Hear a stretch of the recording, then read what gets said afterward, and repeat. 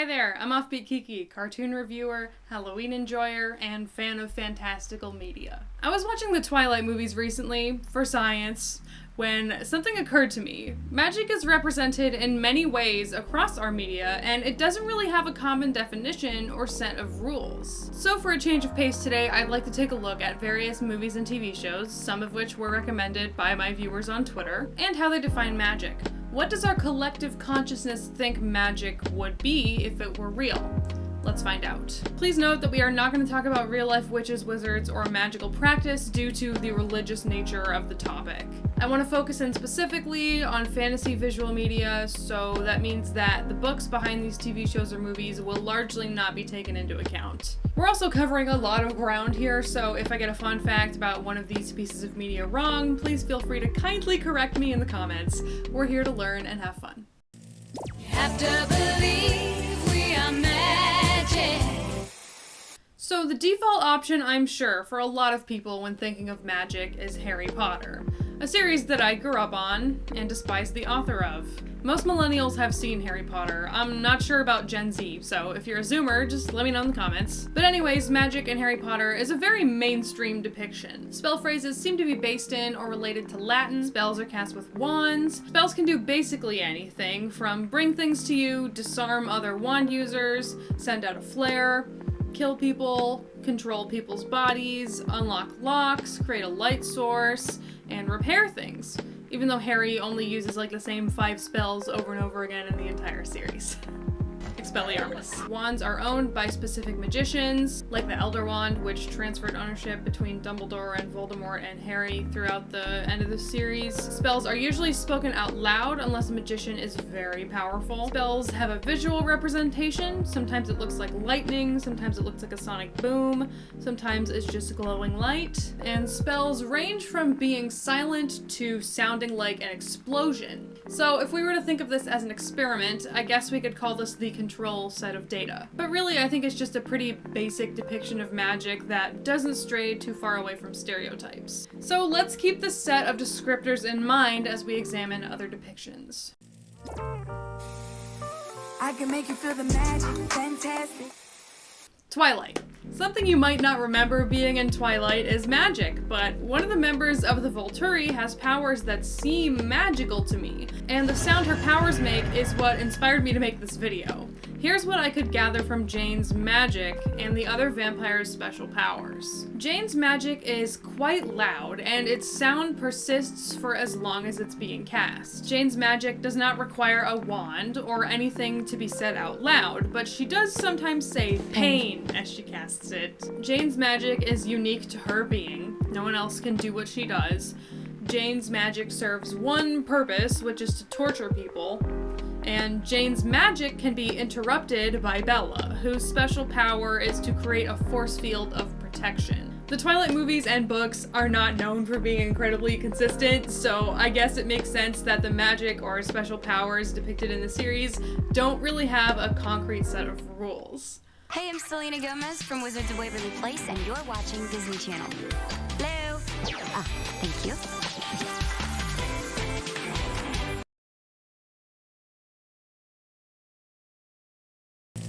Oh, it's magic, you know. In the iconic Disney sitcom Wizards of Waverly Place, magic is a supernatural energy that can subvert the laws of nature to allow scientifically impossible things to occur. Places where magic is strong tend to be surreal and strange. People can cast magic by possessing powers or a magical object. A lot of training is required for witches and wizards to perform magic well, and magical creatures such as angels, fairies, elves, and dragons exist. So that creature's bit is the same as Harry Potter, even though I didn't bring it up earlier. There are 2 main types of magic, spellcasting and powers. Powerful magical beings can use spells to allow them to do whatever they wish fairly quickly. Creative magic users are more likely to be able to invent a new spell in a desperate situation. Alex Russo, the main character, played by Selena Gomez, often makes up spells when a problem appears. However, her brother Justin has to rely on books to cast spells. Powers, on the other hand, are magical abilities that do not require spells to be used. Powers are rare in magical beings and can be contained in physical objects. Powers can be removed with spells and passed down through generations with creatures like werewolves, and those creatures like vampires or werewolves can give their powers to humans with bites or scratches. Magic appears visually and gives off a glowing light, sparks, or orbs. According to the episode Alex's Spring Fling, water can sometimes make spells wear off. Plastic is supposedly impervious to magic. At one point, plastic balls are used to block Justin's magic. However, Max once used magic to put a plastic bag on a trash can in the episode Alex Gives Up, so the rules there are unclear.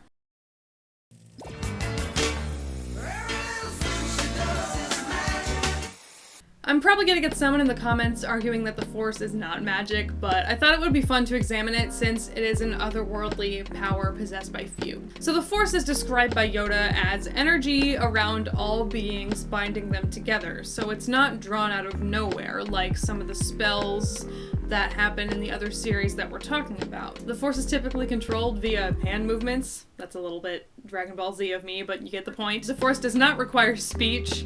The Force allows users to push and pull other beings and objects in a certain direction. It seems like users can also shift matter with it, and there are some scenes of characters using it to break things. They can also use it to move their body. People often say, "May the Force be with you," so it's kind of like baked into their culture to wish having this power onto people, or wish that the Force operates in their favor. The Force is described as something that can be weak or strong in certain beings, and the will of the Force is sometimes mentioned. The Force has whooshing noises associated with it. Count Dooku of the Sith has ability to shoot lightning out of his hands. Palpatine also has the lightning power, and so does Yoda, so like especially powerful users of the Force seem to be able to use lightning. Seasoned Jedi can apparently block the Force with lightsabers, and Force ghosts can interact with the living. So it's a little bit different of a set of rules, but still interesting to compare and contrast to some of the other things that we're talking about so far. It's magic. In Lord of the Rings, we mostly see Gandalf use magic. I'm not an expert on Tolkien lore, but it seems like magic in this universe is reserved for especially powerful beings. Gandalf does sometimes use magic for frivolous things like creating fireworks, and when he gets angry, the room darkens around him. In a fight between Gandalf and Saruman, they use magic to throw each other around. Gandalf uses some type of incantation in a foreign language, but he also speaks in English sometimes, like at the Bridge of Khazad-dûm. He does brandish his staff at Theoden to control his body in some way, but he seems to not need his staff in order to cast some spells. He's able to resist fire using his power. Saruman's broken staff robs him of his power, and there are other magical items like the ring. So in this universe, it seems like there's not as much of a hard and fast set of rules, which is an interesting way of looking at magic, because if it's going to be otherworldly and break the logic and laws of physics, then why would it need a set of rules?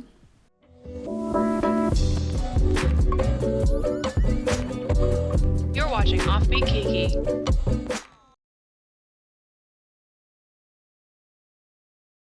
Hey there! Thanks so much for watching so far. I hope you're enjoying yourself. If you want to see more of me, go ahead and follow me on Twitter, Tumblr, and Instagram. And if you're interested in getting a behind-the-scenes look at what I'm working on for this channel, please check out my Patreon. Tiers are as low as $1, and I post weekly updates and exclusive content. Back to the show!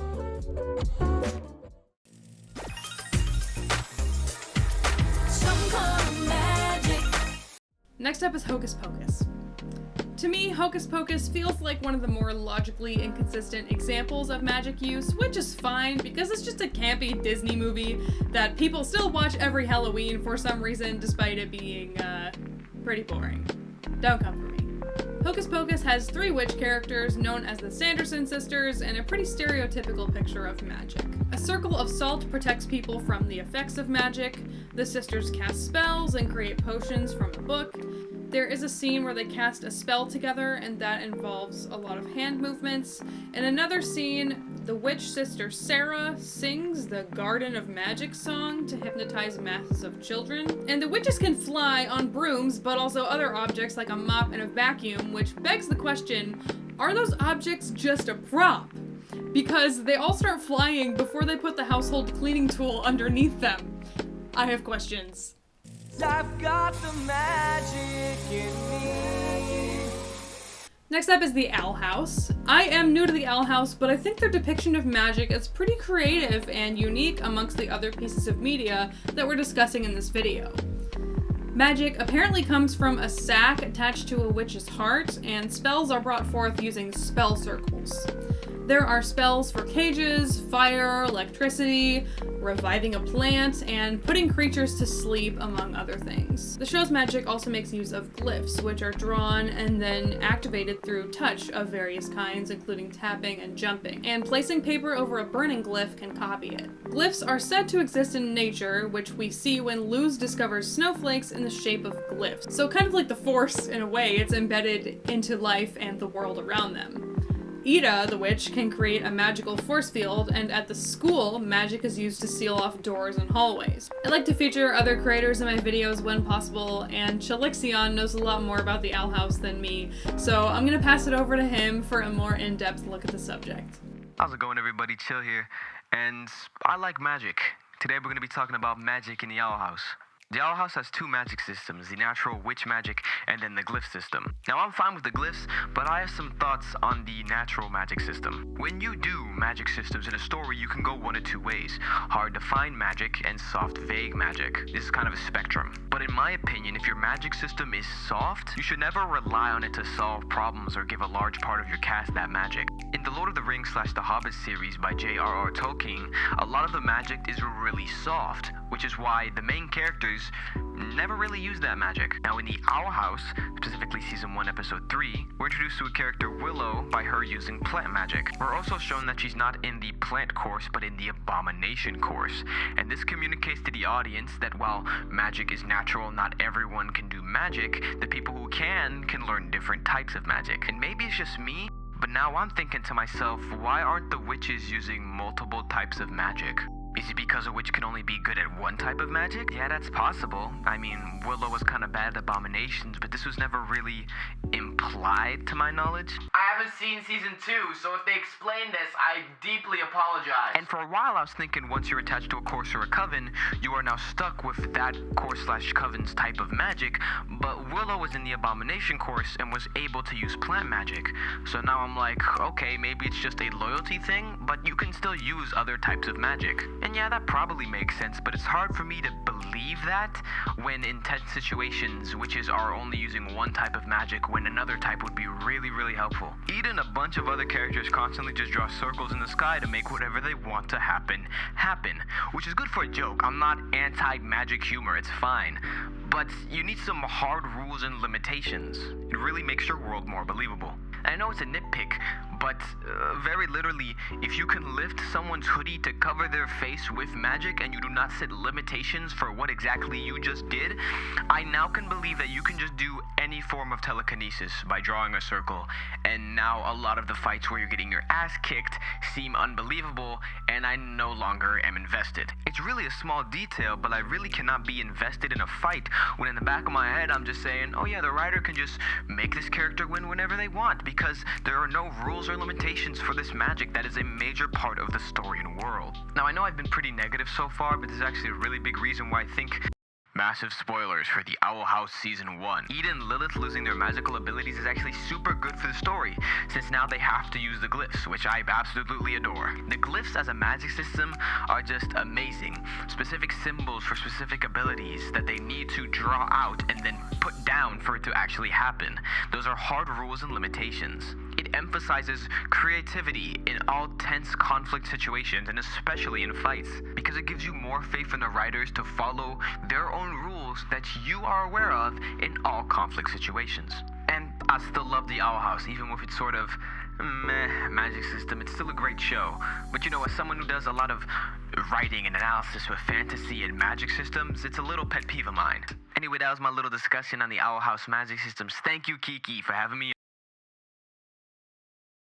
Thank you, Chilixion, for that insightful and entertaining look at the magic in the Owl House. If you are not subscribed to Chilixion's channel, please check him out. He's hilarious and he makes great music about cartoons. I'll link him in the description.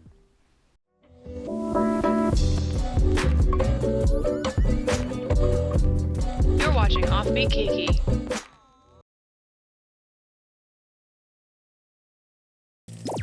Those magic changes.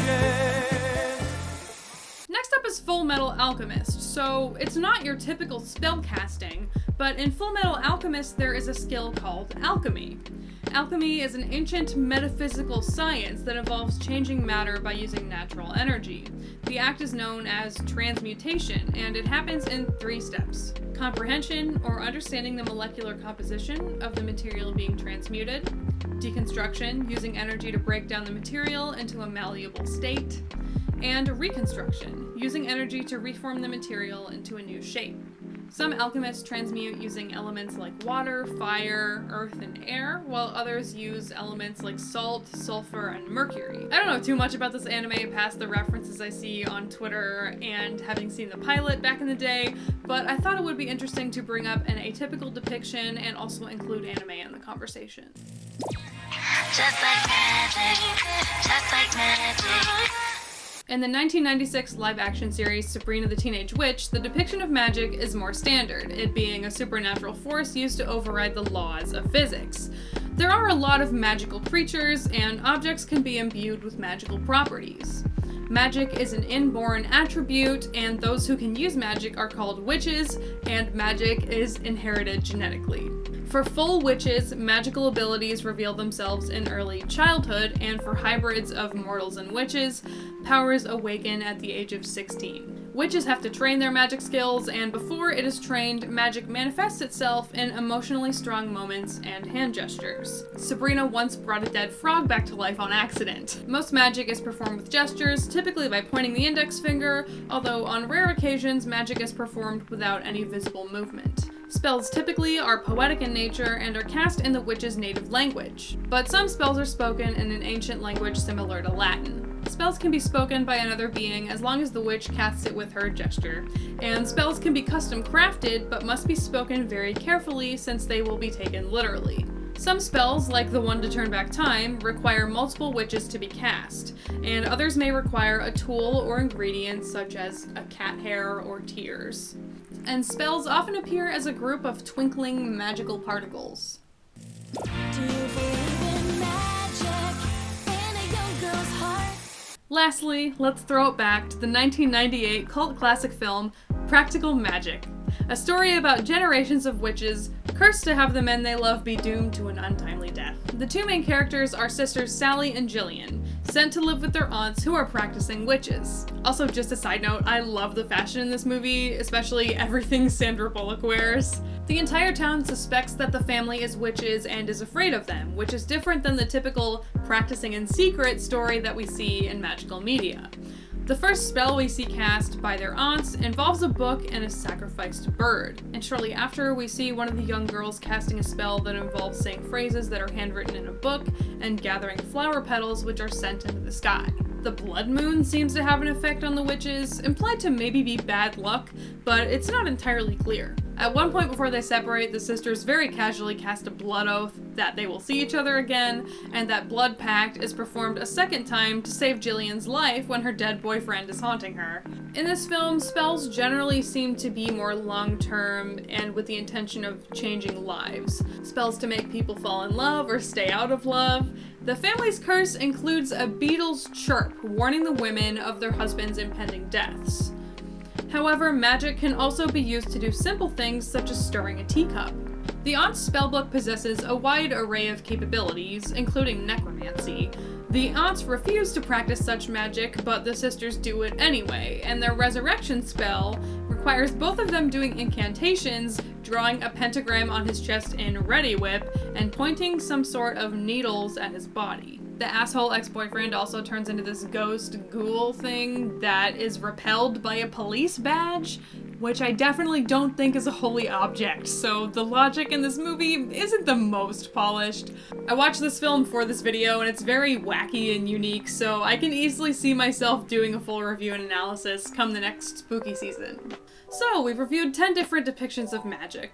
What can we gather about our society's vision of magic based on these examples?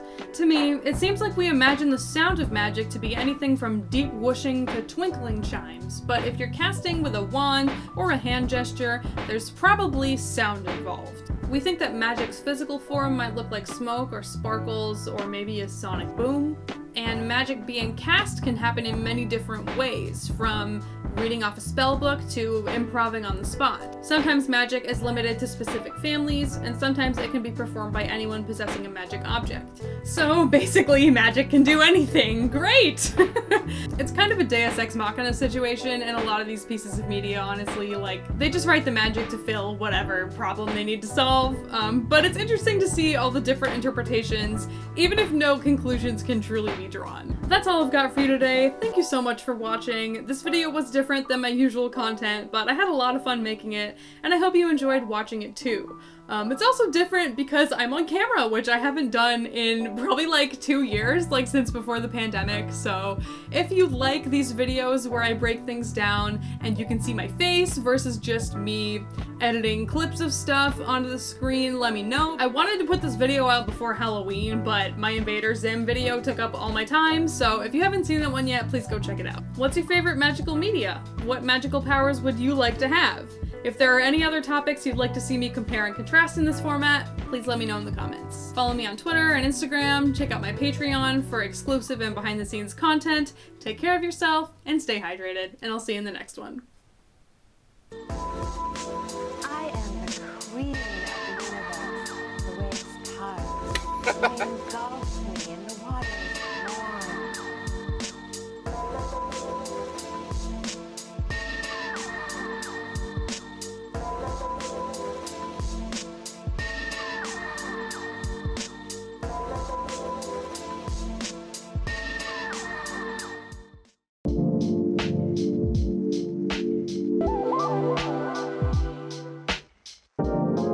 Can I ask you kind of a weird question?